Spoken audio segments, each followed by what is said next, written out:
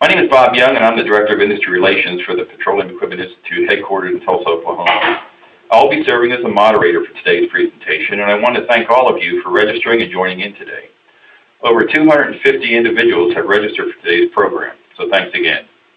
This webinar is being presented to help regulators, PEI members, and the industry better understand the rationale behind the key provisions of PEI's recommended practices for the inspection and maintenance of UST systems, RP900 17. Before we get started, I'd like to go over a few program items. This webinar is being recorded and will be available on the PEI YouTube channel, pei.org/YouTube. It will be downloaded and posted later this week. You'll be able to ask questions during the presentation using your computer. There will be an area on your screen to type in your question to the panel. Please note that we will hold all questions until the end of the webinar for the panel to answer. Finally, one of the last slides in today's presentation will offer you information on how you can purchase the recently released PEI RP900 2017 edition.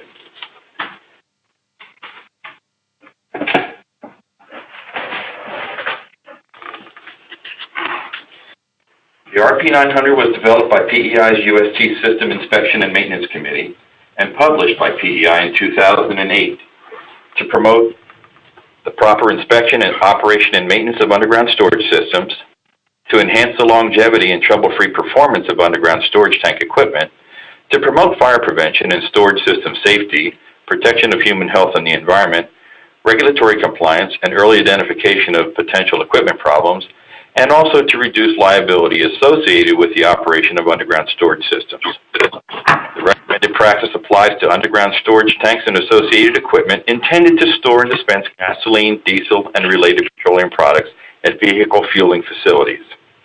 The 2015 revisions to the Federal Underground Storage Tank UST tank rule required tank owners and operators to conduct periodic walkthrough inspections of spill prevention equipment, release detection equipment, and containment sumps. The rule specifically recognizes RP900 as a code of practice that may be used to meet the walkthrough inspection requirements. Because PEI recommended practices typically are revised every 5 years, the previous edition of the document normally would have been updated in 2013. However, the PEI UST System Inspection and Maintenance Committee deferred its work on the current edition until the new federal rule was published. As a result, the committee was able to ensure that walkthrough inspection procedures in PEI RP900 17 meet or exceed all federal requirements. Now that I've laid the groundwork, let's get this thing started. The presenters for today's webinar are 4 members of PEI's UST System Inspection and Maintenance Committee, which is the technical committee responsible for developing, writing, and revising the publication. Today's presenters are Ben Thomas of UST Training, Ryan Hare from US EPA's Office of Underground Storage Tanks, Brian Wegert of R&A Risk Professionals, and David Piercy from JD2 Environmental. Starting us off today will be Ben Thomas of UST Training. Ben? Thanks, Bob. So PEI RP900 is a document that is now referenced in federal rules. So my talk today is going to be about the federal rule and how it relates to RP900. I'll also follow up with a question of who can actually perform the RP900 inspections. So we're looking at 2 different but somewhat related documents. The federal UST regulations are the national law of the land. RP900 is a recommended industry practice. And as you'll learn, they're close documents. Whether they dovetail tightly together, I'll leave that up to you to decide.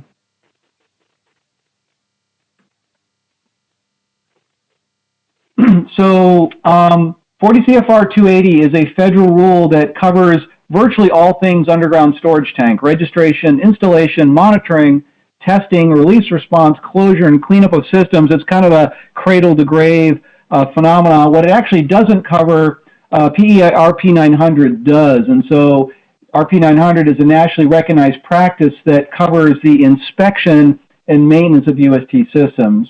Whereas the federal law was adopted in 1988, RP900 came about 20 years later in 2008, but it wasn't until 2015 that both documents had a regulatory linkage. They weren't operating independently of each other. So when you compare the two side by side, RP900 is a daily, monthly, annual inspection recommendation. Again, required or recommended since 2008. Since around 2008 and beyond, a couple of states began adopting this idea of a daily or monthly or annual inspection, but it really wasn't until 2015 that the federal rule recognized RP900 as a document that could complement the goals of periodic inspection.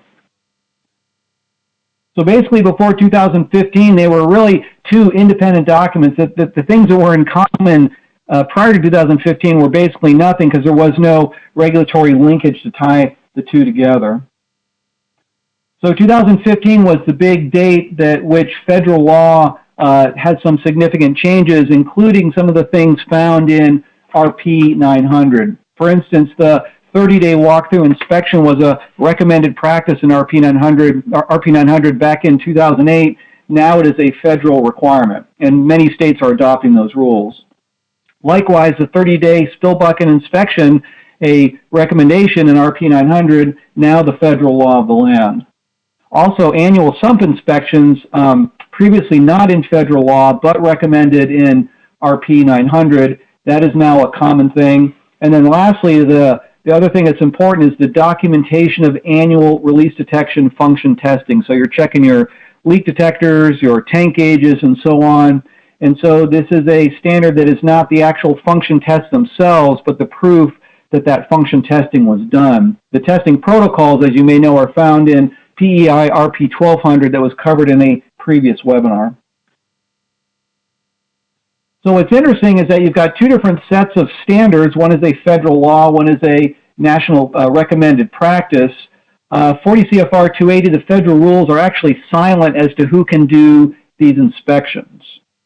It does have a classification system you're probably familiar with now, this Class A, Class B, Class C operator, but the rules actually don't tie the inspection duties with the ABC classification. They kind of make sense together, but they're not explicitly spelled out in federal rule.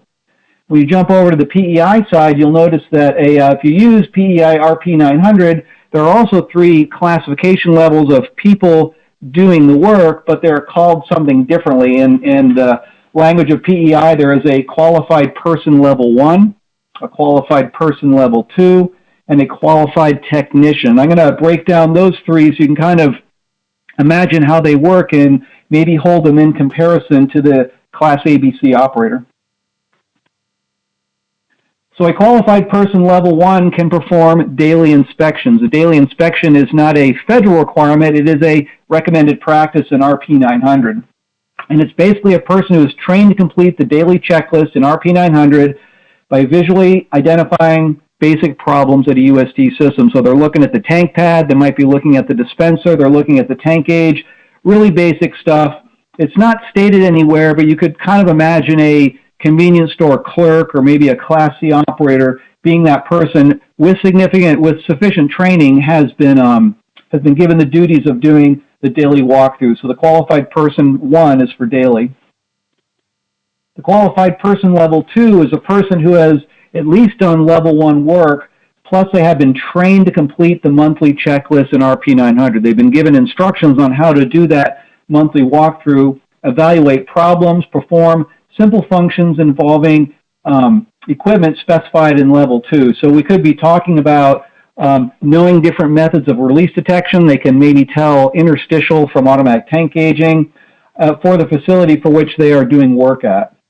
A level 2 monthly person could also be reviewing monthly release detection reports, understanding that a fail or an invalid is a bad thing, and they could do things like evaluating the condition of fill risers and openings like fill caps and vapor caps. So a qualified person level 2 monthly could be a Class C operator maybe, but it's more than likely going to be the domain of a trained certified Class B operator.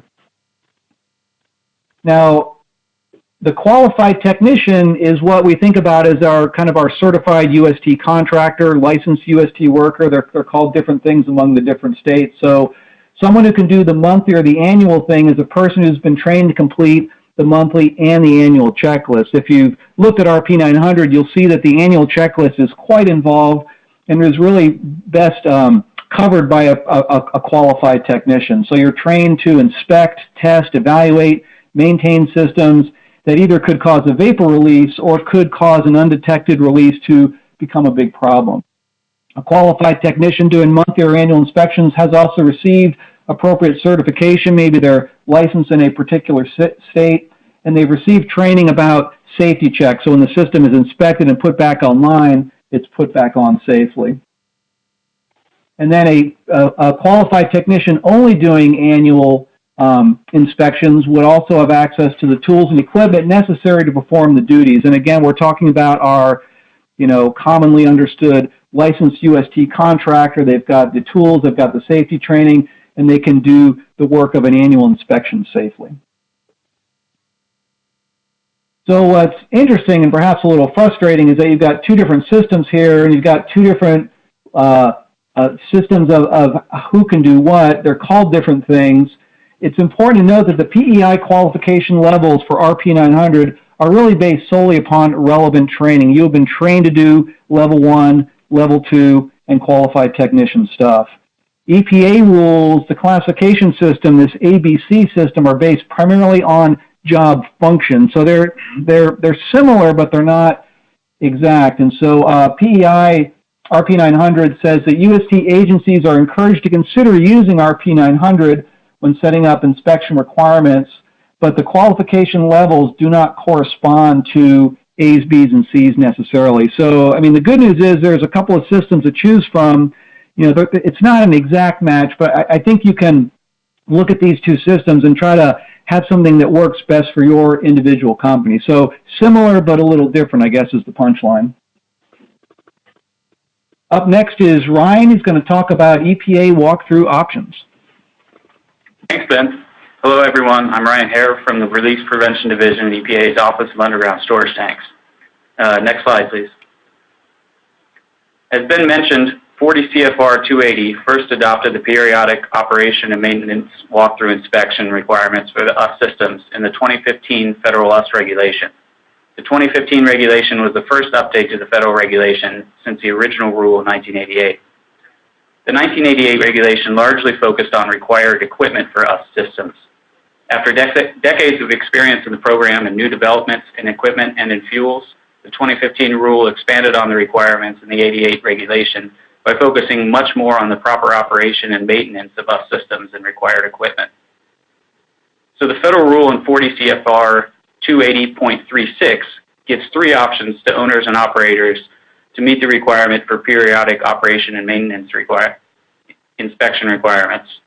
They must begin meeting the requirements by October 13, 2018. That is 3 years after the federal rule became effective. The options are, first, that owners or operators may follow the specific steps prescribed in 280.36, which have requirements that must be performed every 30 days, as well as requirements that must be performed annually. Alternatively, owners and operators may follow the walkthrough inspection procedures detailed in a standard code of practice developed by a nationally recognized association. And this is where our PEI RP900 falls in. A third option is to conduct walkthrough inspections according to a process developed by the implementing agency. Here's a good time to remind our participants that these are the federal regulations, but the federal US regulation may or may not apply where you live now. You will want to check with your state and local US implementing agency to see which rules apply, because they may have requirements and implementation dates different from the federal US regulation. And not all implementing agencies will choose to determine an alternative process. Something very important to remember, if owners or operators choose to use the second option by following RP900, they must follow the entire standard. This includes doing daily, monthly, and annual inspections. Next slide, please. Ben explained a few of the items that are common between the walkthrough inspections laid out in 280.36 and in RP900. While none of these common items are daily, because 280.36 does not require daily actions, owners and operators inspecting daily will have the benefit of helping prevent problems with the UST system through much more robust management and may be able to more quickly identify any problems that do happen to occur. A specific situation where RP900's requirements will be especially helpful and timely regards corrosion problems in US systems. EPA's 2016 research on corrosion in US systems storing diesel fuel identified that 83% of those US inspected had moderate or severe corrosion inside, but that most owners were not aware of the corrosion. The new appendix in RP900, Water Management and Storage Systems, may help owners minimize the risk of corrosion. For example, the appendix details that the prior commonly accepted standard of removing water found in tanks when it exceeds 1 inch is inadequate for today's fuel, even while recognizing that maintaining zero water in tanks may not be achievable in all cases.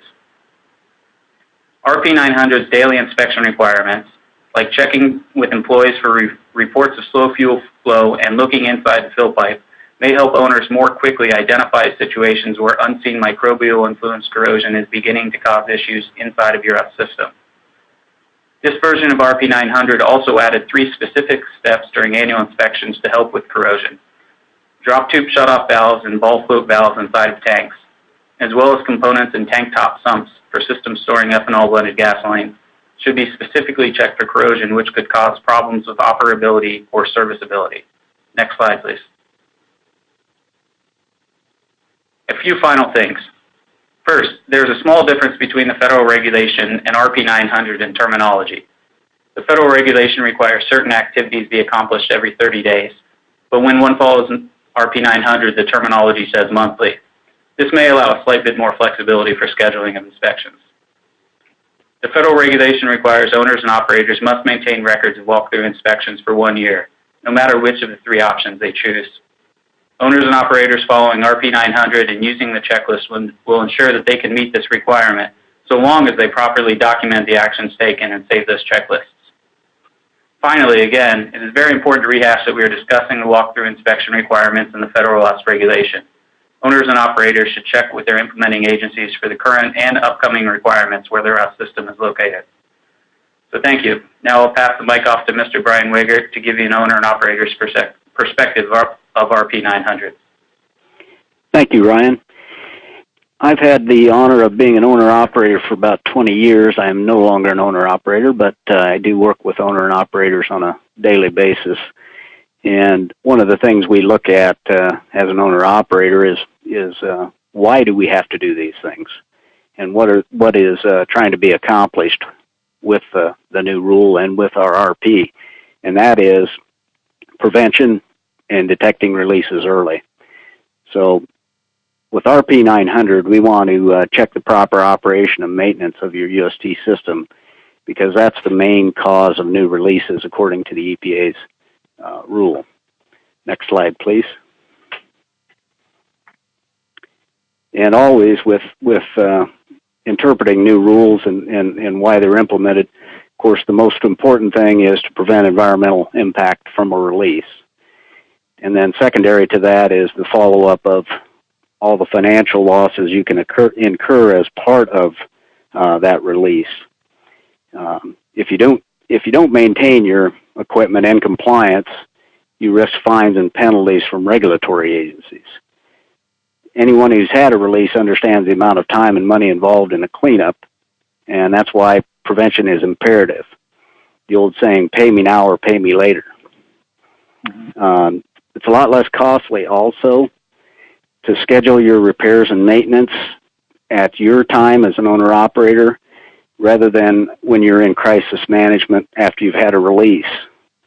And it's also imperative that you do it at your slower times, not your best sales times, such as holiday weekends, and also the fact that you can incur substantial overtime bringing your petroleum contractor in to correct things. Another very important thing from the owner-operator side is once you get a LUS number and know what a LUS number is, it usually affects your property value, and you do not want to have a release because it will affect your property value. And the other thing is the public perception of a release and your neighbors. Next slide, please. UST systems must be inspected to ensure they are operating properly, and it minimizes downtime and prevents releases. RP900 addresses all the equipment and compliance items needed to assist you in managing your site. So the committee looked at this from a standpoint of what's the most imperative pieces of equipment and how frequently do you need to look at these pieces of equipment and aids such as ATG for release detection to help you manage your site and prevent releases. Periodic inspections will provide valuable information about how your system is performing, effectively the good, the bad, and the ugly. Can you catch an issue before the equipment goes out of warranty? Or most importantly, before it escapes containment if you have containment and becomes a reportable release. There's value in having a third party confirm compliance and equipment condition. It gives you a little bit of a look at your equipment as far as how long it's going to last, what type of maintenance intervals you need to do on your equipment. And that's the thing that the committee looked at also in creating this document. Next slide, please.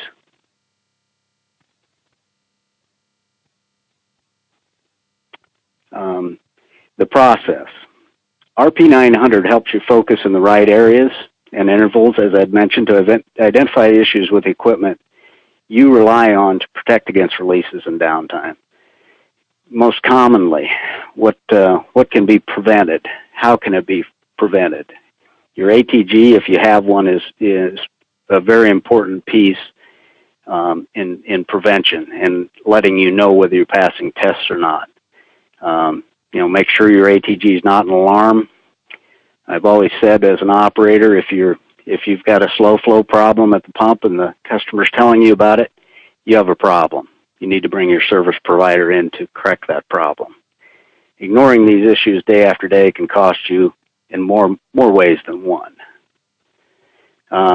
Just as an insert into a different career that I'm in currently, my company's done over 500,000 or 50,000 inspections nationally, and 90% of the leaks that we identify are in the dispenser area, whether they're the penetrations coming in, flex connectors, shear valves, unions, that type of thing. So, critical area to be looking at.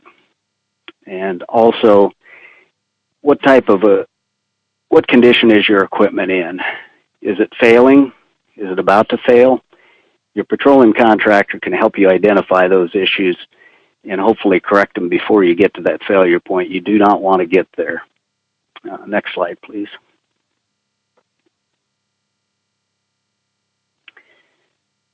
Consistency. I don't know anybody more consistent than Mr. Cal Ripken Jr. in our world with the sports. Maybe Brett Favre in Green Bay for you Wisconsin fans. But the consistency of RP900 and how it's done will help you with all your sites and all your equipment in figuring, what you need to replace and what you need to put more maintenance focus on to. It's also very specific and detailed, so you're training your people to follow the same document. It helps you identify trends with equipment. It reduces liability. You want to know if you're going to have a piece of equipment fail because it may impact other properties around you if you have a release. You don't want to get to that condition with your site. Next slide, please. And last of all, track the performance of your equipment and also the people that maintain it. Protect the public and our natural resources. Effectively, another portion of the employment world that I'm in is with pollution liability insurance to do corrective action on your facility if you do have a release. And in many cases, that proactive maintenance or repair and replacement is usually less expensive than the deductible on your policy. So a little bit of preventive maintenance and the money spent there can really help you maintain your business value. Prevention cannot be emphasized enough, and its effect on the bottom line and your stress level as an owner-operator. And I'll give Ryan a little bump here. For anybody of the right age, you notice the guy's down on the corner of this slide, you don't want to see these guys showing up at your site for enforcement. So moving on, we're going to go to Dave Piercy with JD2 Environmental. Take it away, Dave.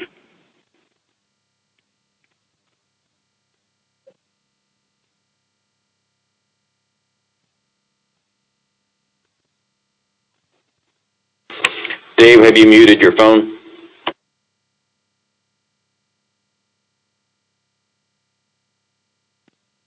Hello, everyone. Thank you. Sorry about that. I thought I came off mute.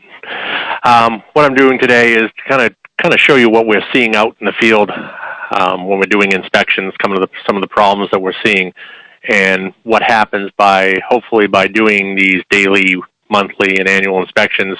We can hopefully prevent these type of problems from occurring or identify them, and so that they can get fixed. Oops. So it's not always a pretty picture out there. This storage tank here, yeah, it's right on the bay. It's a beautiful photo of nice Caribbean water. And we do have storage tanks that are in the locations like this, but we do also have problems out there.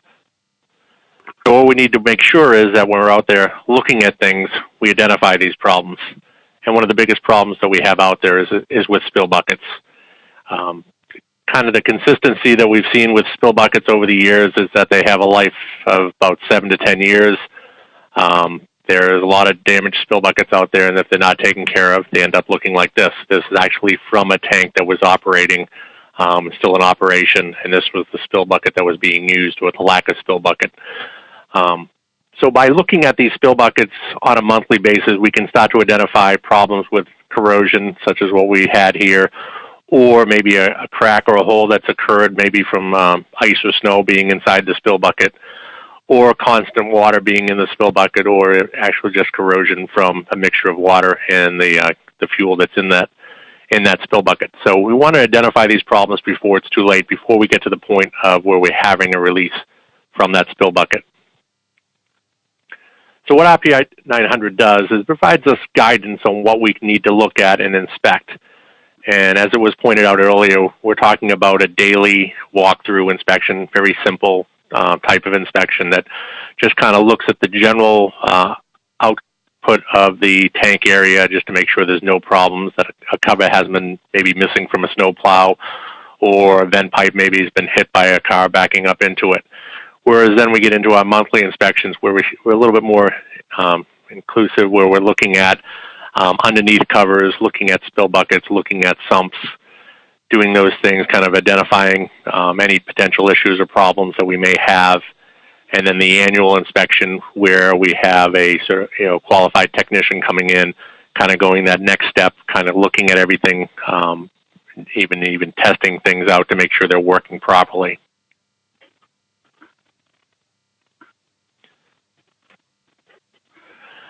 Probably one of the big problems we also have is sumps on top of the tanks. In this case here, we have a submersible pump. We've had some product and water mixed into that submersible pump, so we have some corrosion. We potentially could have a leak in there.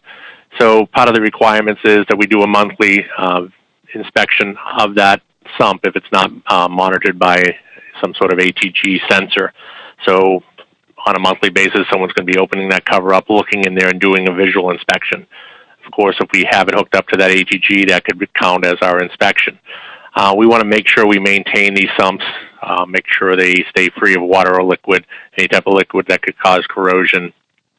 And also, if this sump is being used as part of your leak detection for monthly monitoring, if that's your form of leak detection or interstitial monitoring, then this sump has to be tested every 3 years. And a lot of these sumps that we're seeing right now are not going to be able to pass testing, so we need to identify what the problems are and make the corrections to those sumps. It's not only things that we see out in the field, it's also the office equipment that we need to look at. So we need to look at the monitoring systems to confirm that they are operating properly. Again, the day-to-day, daily, someone could be looking at this to make sure that we don't have any alarms on the monitoring system. And then, of course, out in the field, the tank systems, we need to look at our components. This is something as simple as a lot of times we have piping components that weren't installed correctly or installed, in this case, this was damaged by UV. It wasn't meant to be placed above ground. So we have UV damage on this piping here that needs to be looked at and replaced and identified. Under pump dispensers, so under dispenser containment sumps, UDCs. Now this is an actual photo that a contractor sent in to me, and you actually see the rubber ducky in the left-hand corner of the sump that someone must have added to that. But we're not looking for rubber duckies, we're looking for weeps and leaks. We're making sure that our sensors are in proper position, that they're not raised up out of the liquid, so we're not getting indications of a problem within the sump. We're also looking to make sure that the sumps are not deformed. A lot of times, some of these older sumps, the poly sumps, we're seeing them being compressed in, where they're collapsing on themselves, and that causes problems with the penetration with the piping. It also can cause problems with the piping itself, causing leaks.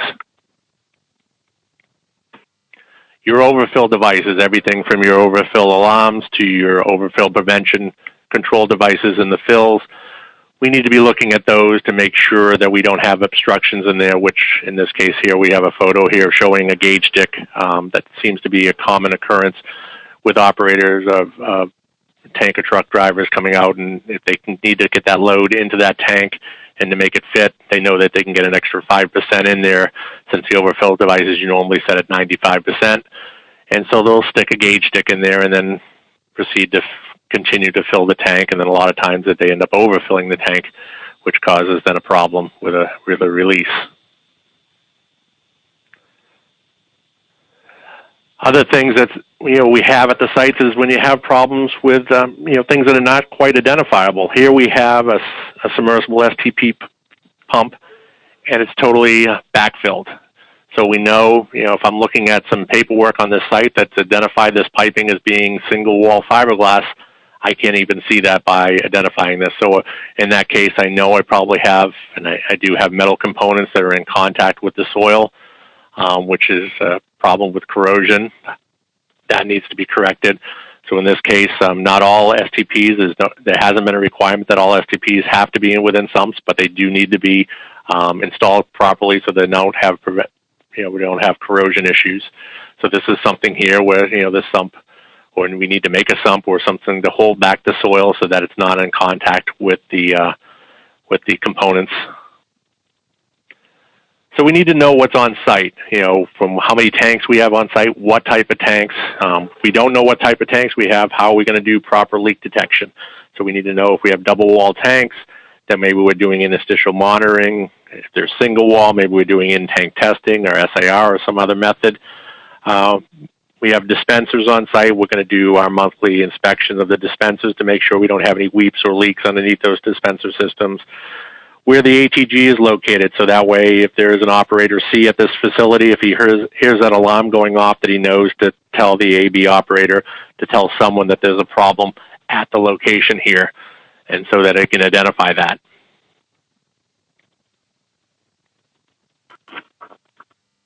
And of course, what's nice about the RP900 is that it gives you a kind of a walkthrough of the daily, monthly, and annual inspections, and in the every 3-year inspections or testing that you should be doing at the facility following the RP1200. But in that document, this is the table within the document, it kind of just lays out the different things that are either a PEI requirement, which is under the daily walkthrough inspections, to the monthly inspections, which you see a lot of those things match up both PEI and EPA regs, follow in kind, and the same thing with the annual inspections. Also, follow through with that. So we just need to look at the document, follow through with the different requirements within the document. If you're going to use the 900 document, make sure you use every part of it to make sure you stay in compliance with the system. And I'll send it back to Bob if you have any questions. Okay, thank you, David. And thanks to all 4 presenters for presenting. I'm going to open it up for questions. And the first one that I have is, and thank you all. First off, I want to come back and apologize again for the audio issue. It was a technology issue on my end down here. It's my fault. I apologize. It wasn't the panel and it wasn't the system. It was me. So I apologize for that. Thank you for all your notes that said I can see your slides, but I can't hear anybody. Okay, Ben, I'm going to send this one to you, and you can decide how you want to handle it. Will PEI conduct a similar study on water management and storage systems for ASTs? Or does the RP900 appendix also apply to ASTs? I can tell you the first part of the question. This is Bob. At the current time, we have no plan to do anything with water and ASTs. And Ben, I'll let you take it from there. Did you repeat the second or the other part of the question? Yeah. Okay. Or does the RP900 appendix also apply to above ground storage tanks? I mean, sitting in on the committee meetings, I'm pretty sure that we were focusing pretty strictly on tanks subject to RP900. Near as I can tell, that there was no talk about applying this to a broader audience. Dave, do you remember anything about that? No, I think we strictly just stayed with the UST aspects of it. This is Brian. Go ahead, Brian. Yes, I recall that this was specific to underground storage tanks, but some of the sections in the appendix may be useful if you have an AST, may apply there as well. Okay. Next question is, let me back up here a little bit. The EPA has been pulling back on enforcement and regulations. Will there be a pullback on this regulation? Will the political climate affect the UST enforcement at the federal level?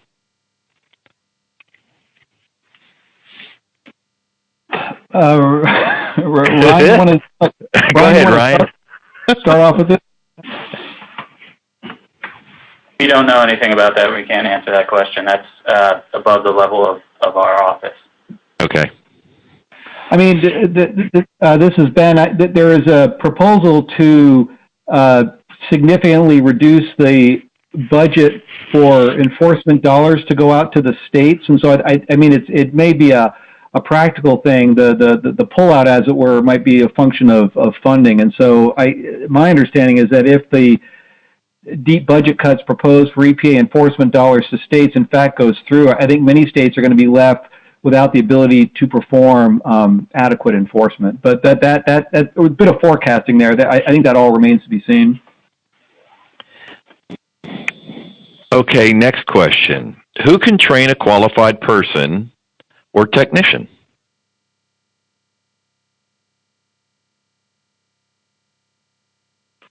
Brian, do you want to take a stab at that?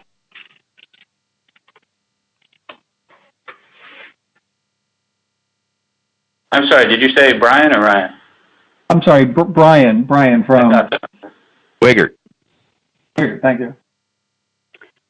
I think based on what the EPA has said as far as Class A, B operator training, and who can train who on what function, I know in numerous states it's been conversation about who can do what with the inspection and what qualifications they have to have. I know the one thing you want to be careful with is who insures your underground storage tanks for your pollution liability and your releases.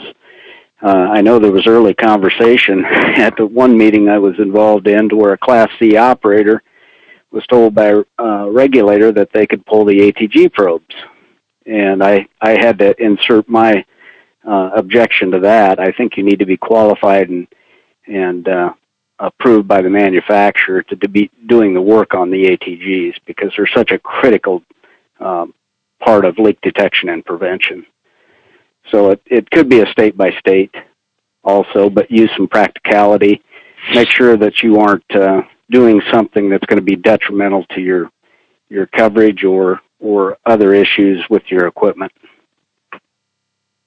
And I might throw in too that for the qualified technician, I think you can kind of piggyback on a state's UST installer license as something as being applicable training.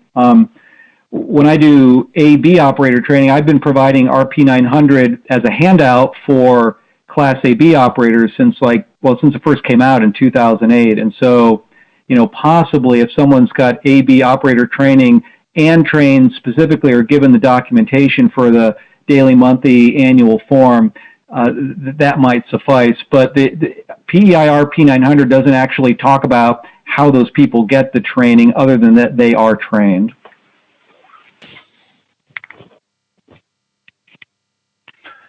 Ready for the next question, Ben? Yeah, please, thanks. Okay, all the presenters need to listen to this one because this is a long one. Idaho has made a decision that water for testing sumps must be considered as a hazardous waste until tested to prove otherwise. The standard used is RCRA, which is very onerous. This decision makes testing extremely expensive and onerous for the tank owner. What can be done to make disposal of test fluid reasonable? And as a side note, compliance makes tank owners generators of waste, but it is the EPA that generates the waste by virtue of the requirement. Sorry, Ryan, I'm just reading what's here. David, can we throw you in front first? You can try. I think that it's kind of a slippery slope here because basically you have the state has now implemented, we have some states where it's very easy to use test water and take it from one site to another, whereas Idaho has made this restriction and put it to RCRA. I'm not sure, what can be done other than, to try to lobby further to make this more of a test fluid type situation and not to the degree of the rigorous thing of RCRA for disposal. But you're really kind of stuck. Brian? Yeah, we'll have to get a clarification on the second part of the question. But first of all, I think the sump testing is something under 28035, which is not the walkthrough inspections, and I think also falls under RP1200. So we do have a Q&A on the Office of Underground Storage Tanks website that spells out that it is a RCRA key issue, but we do provide some helpful information there. So if I missed part of the question, please repeat that. I think you're good there, Ryan. How about Brian Wiegert?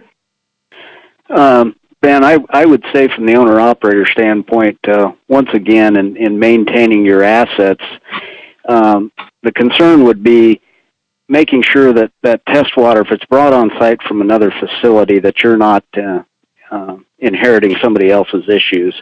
Make sure that that's tested before it's brought on.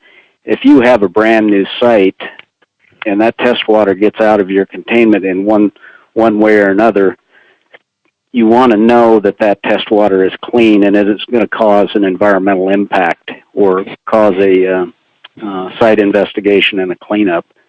So you want to, from an owner-operator standpoint, just be careful what's coming on your site and maintain the value of your property by making sure that it's been tested and you can prove it before it's come on site.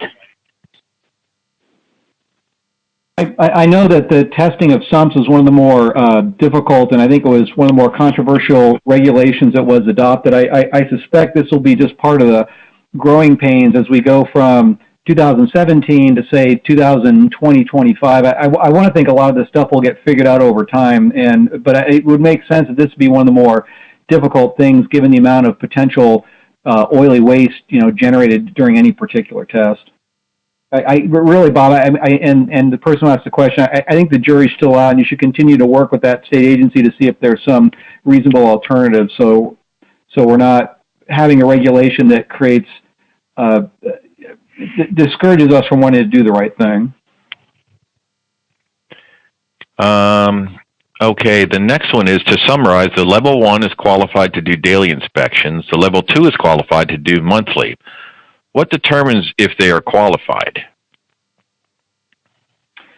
Per PEI RP900, it's based on training, and as stated earlier, that is not articulated in great detail. I mean, I could visualize a store manager training a Class C operator or a store employee to be able to give them the form, do a couple of demonstrations, maybe apprentice them under them and show them how to perform the inspection. So, I mean, there a little bit of common sense would apply here. You could maybe entertain using the Class ABC operator training as a background to get prepared for training, but how that training is done has not been made super clear.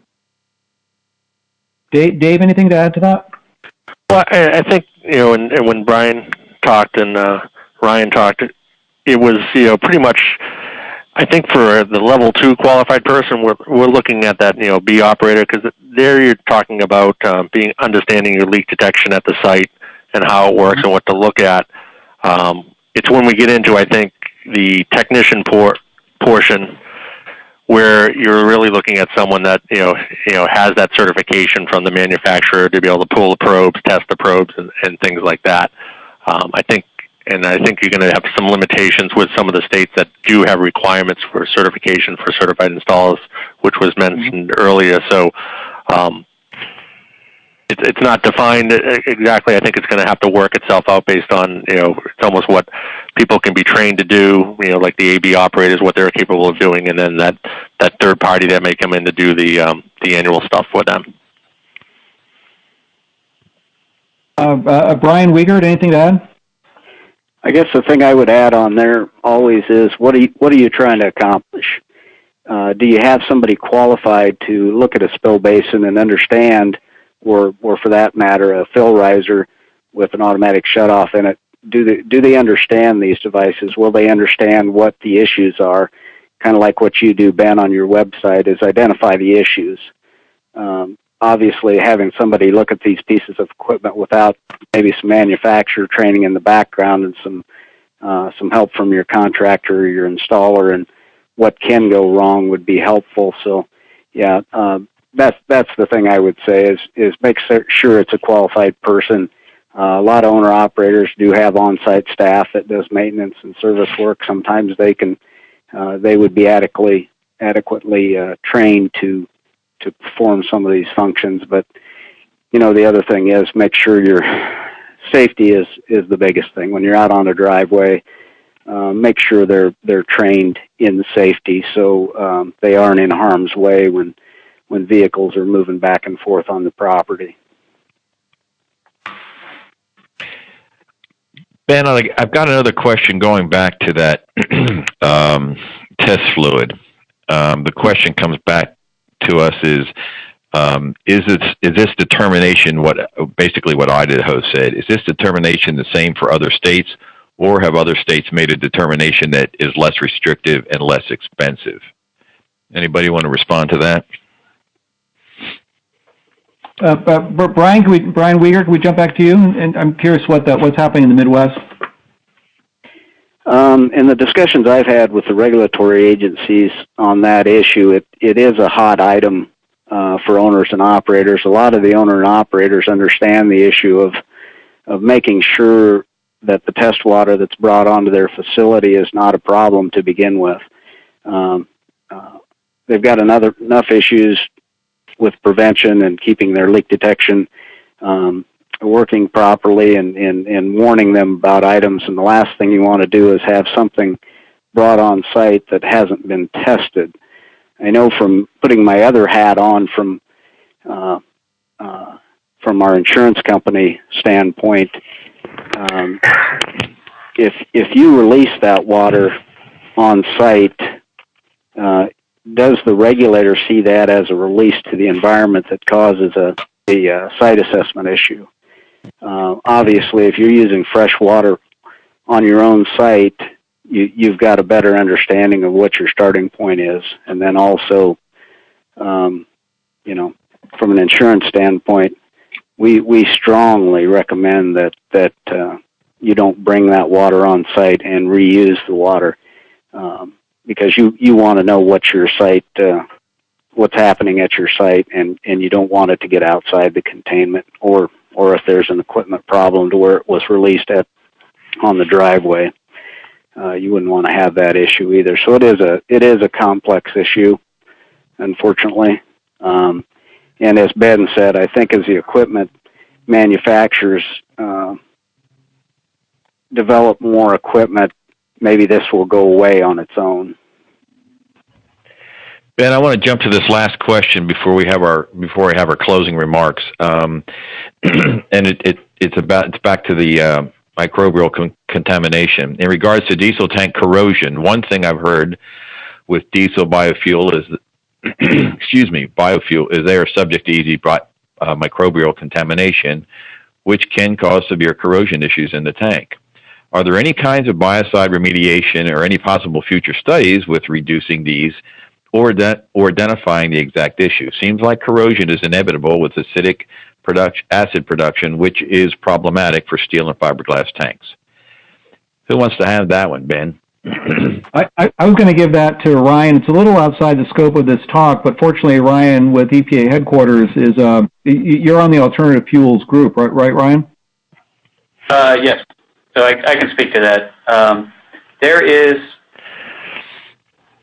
is ongoing research by the Coordinating Research Council, made up of many members of industry, that is looking at a laboratory level at trying to pinpoint the cause of corrosion in diesel tanks.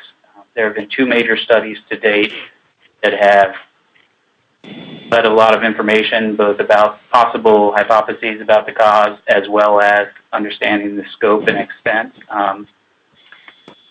of corrosion across the country, which was mentioned earlier.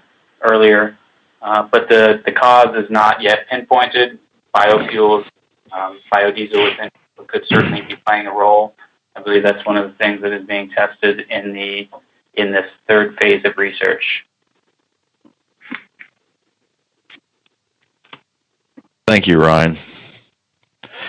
Well, folks, I apologize, but that's all the time we have for questions today. And we apologize if we were unable to answer all of your questions. And if your question was not addressed, please feel free to send it directly to me at byoung@pei.org. And I'll get it distributed to the panelists for the response to you. And those of you who have have sent questions in already, we will download those and distribute those to the committee. The PEI RP900 is available to all PEI members and our government regulators for $40. Non-member price is $95. To order your copy, members log in at members.pei.org and choose the online catalog on the left side of the screen. Regulators, we're going to be sending out an email to you with a personalized link for purchasing the RP900 at the $40 rate. You can expect to receive that email later this week. It will not happen today or tomorrow, so it'll probably be Thursday or Friday when you get that. All PEI recommended practice orders are fulfilled by TechStreet. Please note that if you've never ordered from them before, you'll need to create an account. I'd like to thank Ben Thomas, Ryan Harrer, Brian Wagert, and Dave Piercy for serving on the panel today. And thanks to all of you for attending today's presentation. If you have any questions or you need further information, please feel free to contact me. As a reminder, the recording of this webinar will be available on the PEI YouTube channel, pei.org/YouTube, later this week. Thank you all, and have a great day.